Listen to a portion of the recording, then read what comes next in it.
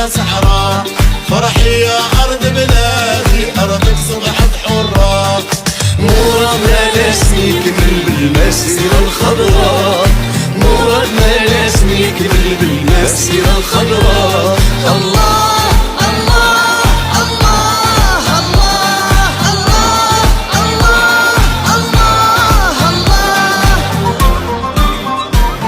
مسيرة أمة وشعب بولاده وبناته شعرها سلم وحب والغد سعادته مسيرة أمة وشعب بولاده وبناته شعرها سلم وحب والغادي سعادته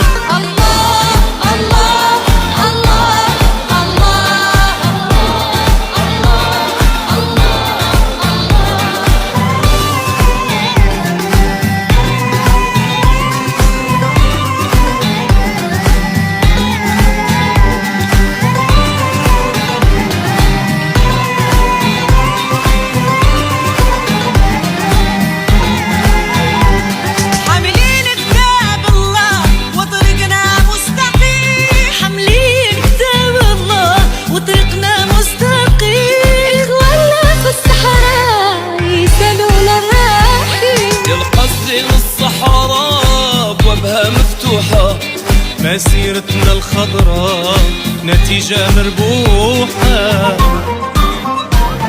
فيها أمن وسلام تاريخ مجد الوطن لا حرب لا سلاح معجزات زمان فيها أمن وسلام تاريخ مجد الوطن بلا حرب لا سلاح معجزات الزمان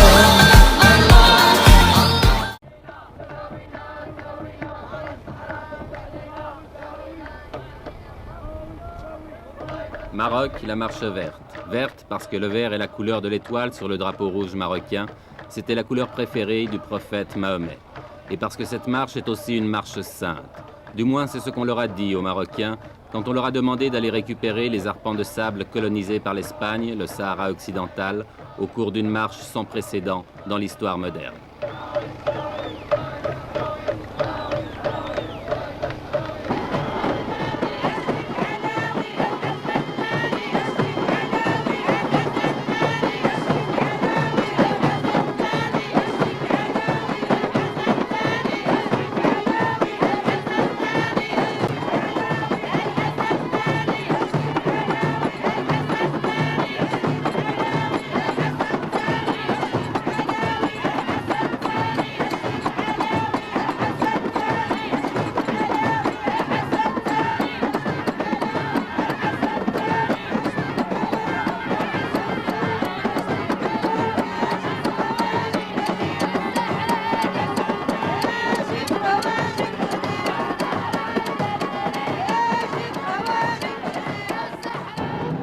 Un homme a eu l'idée de cette marche, à moins que quelqu'un la lui ait suggérée, une idée politiquement géniale, même si on peut la critiquer, et cet homme, le voici, il a 46 ans, c'est le roi du Maroc, Hassan II.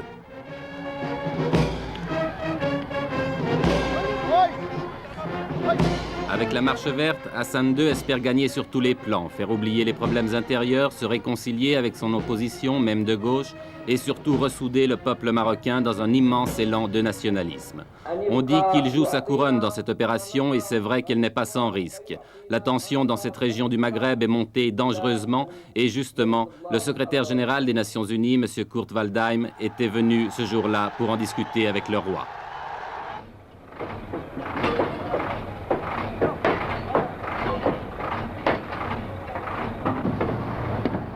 Mais au-delà des coulisses de la diplomatie, la marche verte a été lancée. L'armée et la police, l'administration civile contribuent à sa réalisation. C'est presque la totalité des moyens de transport du pays qui ont été mobilisés, trains, autocars et camions rassemblés à Marrakech, devenue la capitale du grand départ.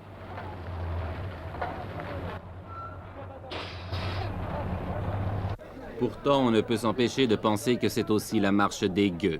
La marche des paysans pauvres et illettrés, des chômeurs, des petites gens, de toute cette masse humaine qui obéit docilement à tous les mots d'ordre qui viennent d'en haut.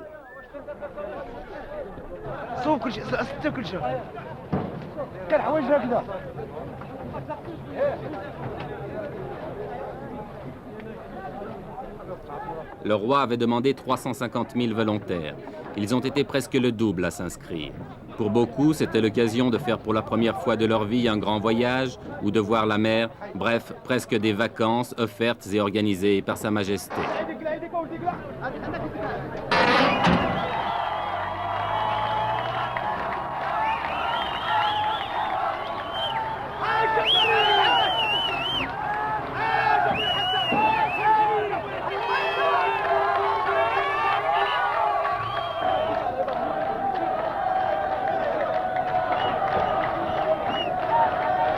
À Marrakech, depuis 15 jours, chaque départ de convoi donne lieu à des scènes de ce genre et il en part plusieurs chaque jour.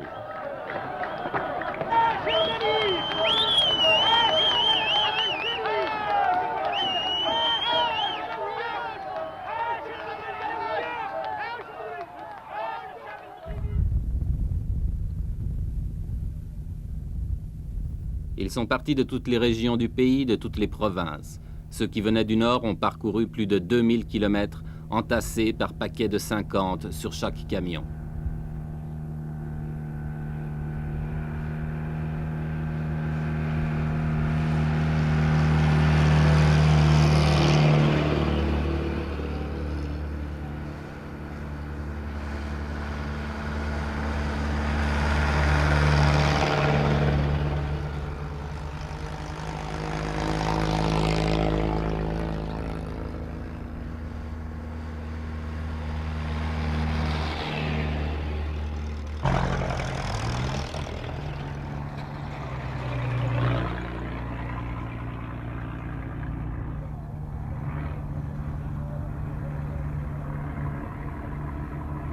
« 1000, 1500, 2000 km de soleil et de poussière, de chaleur et de soif, de fatigue.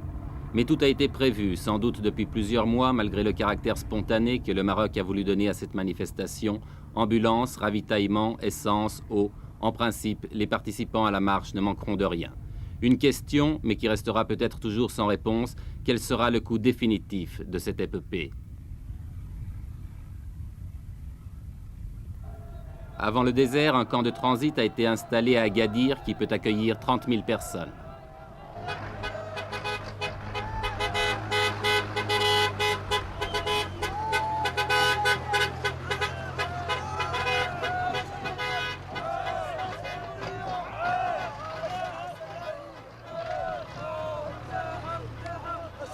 Vous venez d'où? De la province de Taza. C'est à combien de kilomètres d'ici? D'ici à peu près dans les 700 km. 700 à 800. Il y a combien de personnes qui sont venues de cette province? 10 000 personnes. 10 000. 10 000 personnes. Et maintenant, vous allez partir où? On va y aller, Inch'Allah, au Sahara. Au Sahara? Au Sahara. Jusqu'à Terfaya? On dépasse, Inch'Allah, le Terfaya. Vous allez passer la frontière aussi? Après le discours de Sa Majesté, on va, Inch'Allah, jusqu'à la capitale, l'Ayoun. Vous allez traverser à l'Ayoun? Oui, Sahara Maghribi.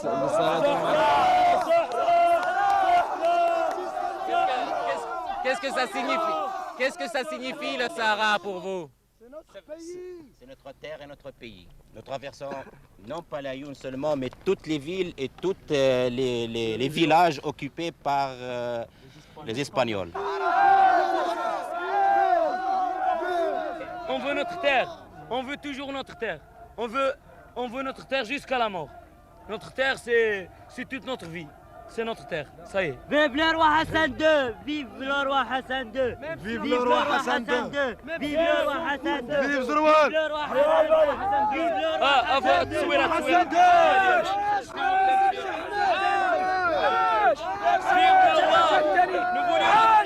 عاش الملك! عاش الملك! عاش الملك! الجهاد الجهاد اصبر يا تخوي البلاد الجهاد الجهاد اصبر يا تخوي البلاد الجهاد الجهاد اصبر يا تخوي البلاد الجهاد الجهاد اصبر يا تخوي البلاد الجهاد الجهاد اصبر يا تخوي البلاد الجهاد الجهاد. Cela fait plus de 2 semaines maintenant que les premiers convois ont pris la route du sud. Plus de 2 semaines de délire qui confine au fanatisme. Plus de 2 semaines que le Maroc vit dans la fièvre. Tout cela pour quelques milliers de tonnes de phosphate, vous demanderez-vous? Non, pas seulement. Tout Tout cela aussi, du moins aux yeux du peuple, au nom du roi et de Dieu, si Dieu le veut, Inch'Allah.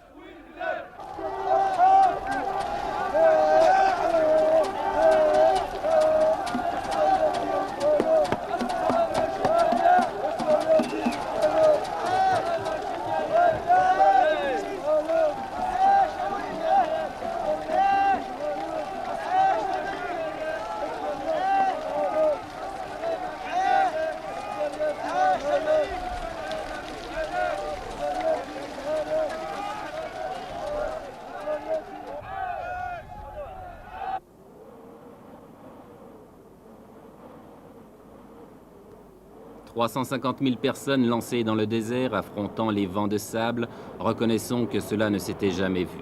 En deçà des considérations politiques qu'elle peut inspirer, la Marche verte offre le spectacle hallucinant d'une nation jetée dans l'aventure. Folie ou coup de bluff, impérialisme ou nationalisme, je l'ignore. Mais regardez ces images.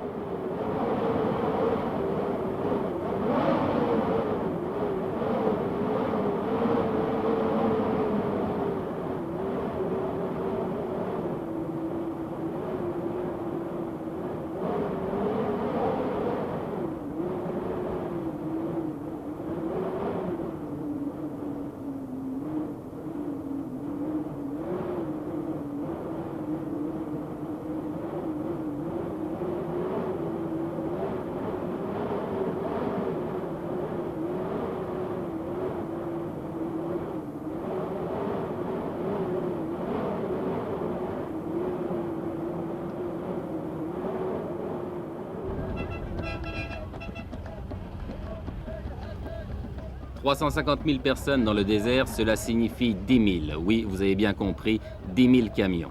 En une journée, ce sont 5 convois comme celui-ci que nous avons rencontré sur la route. Par mesure de sécurité et pour éviter un trop grand désordre, tous les arrêts s'effectuent en dehors des localités.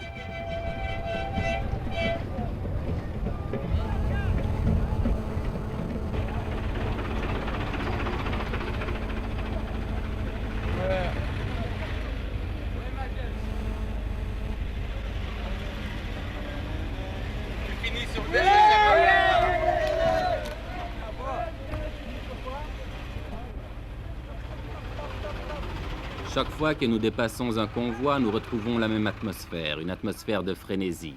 Et chaque fois aussi que nous interrogeons les gens, ils nous font les mêmes réponses. Écoutez. Jusqu'où vous allez? Au Sahara. Oui, Sahara. Pourquoi vous ne laissez pas le peuple sahraoui s'autodéterminer, choisir lui-même? Parce que le peuple sahraoui est sous la domination du roi.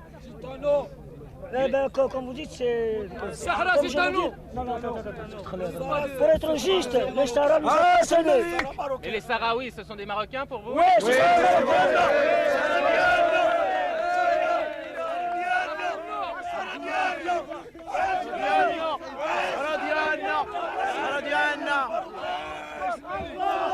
حسن هو حسن ده الله اكبر الله اكبر الله اكبر الله اكبر الله اكبر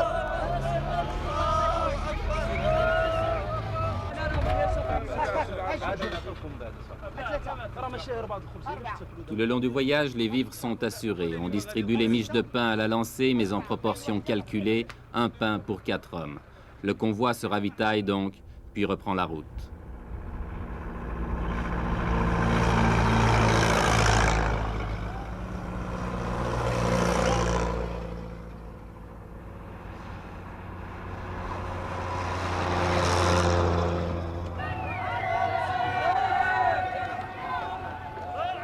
Oui, tout le Maroc vit à l'heure de la Marche verte. Oui, c'est devenu une épopée nationale. Chaque traversée de ville en témoigne.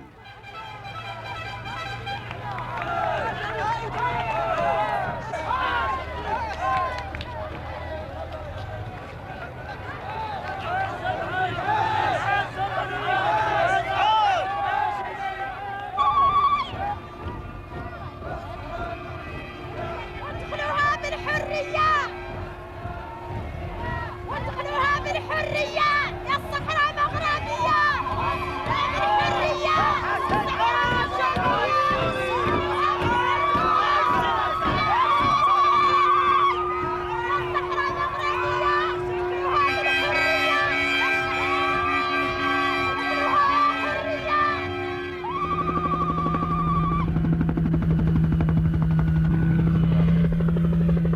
Finalement, c'est l'arrivée à l'extrême sud du Maroc, à côté d'une petite bourgade perdue dans le désert, où avait atterri autrefois l'avion de Saint-Exupéry, Tarfaya. Tarfaya qui est maintenant devenu un gigantesque camp, dernière étape de la marche verte avant la traversée de la frontière qui délimite le Sahara espagnol.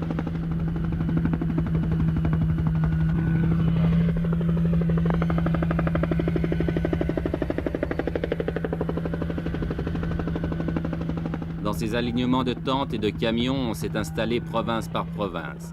Et l'ambiance de ce campement le fait ressembler à un Woodstock du désert.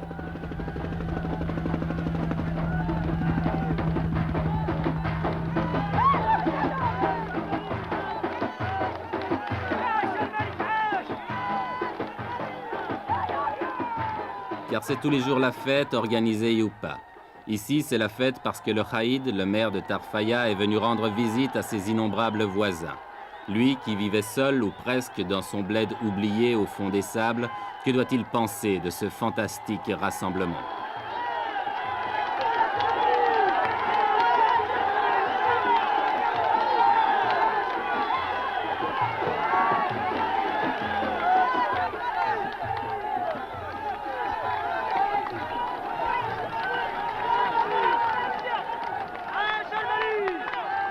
Avec une prodigieuse capacité d'adaptation, la foule s'est installée rapidement. On a nettoyé le sol des cailloux pour en faire des clôtures, on a dressé des tentes de fortune, et il ne reste plus qu'à tuer le temps en attendant l'ordre du roi pour se remettre en marche vers les terres spoliées.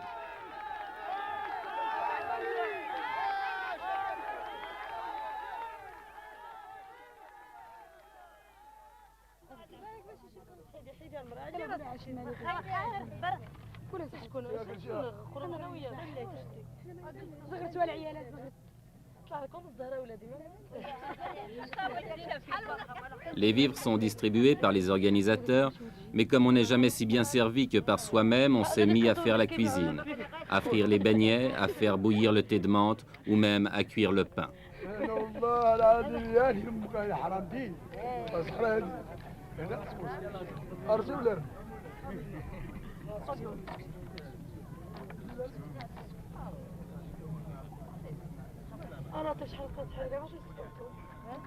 Ici et là, les 1001 petites occupations de la vie quotidienne.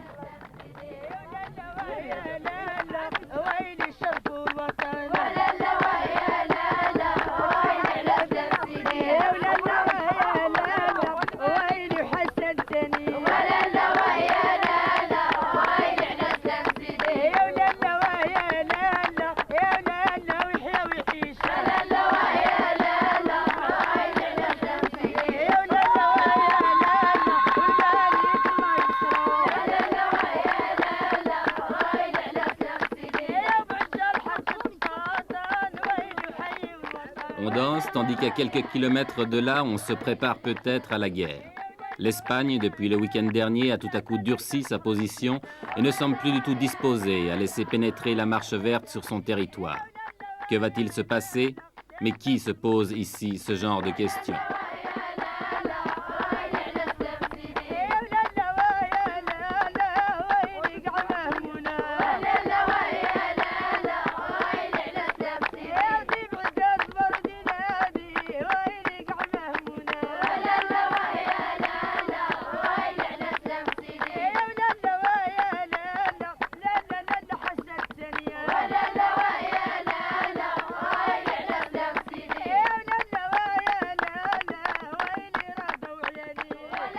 La marche verte n'a pas encore franchi la frontière, mais on ne voit pas comment elle pourrait maintenant s'arrêter, car ce qui est sûr, c'est qu'elle a dépassé le point de non-retour.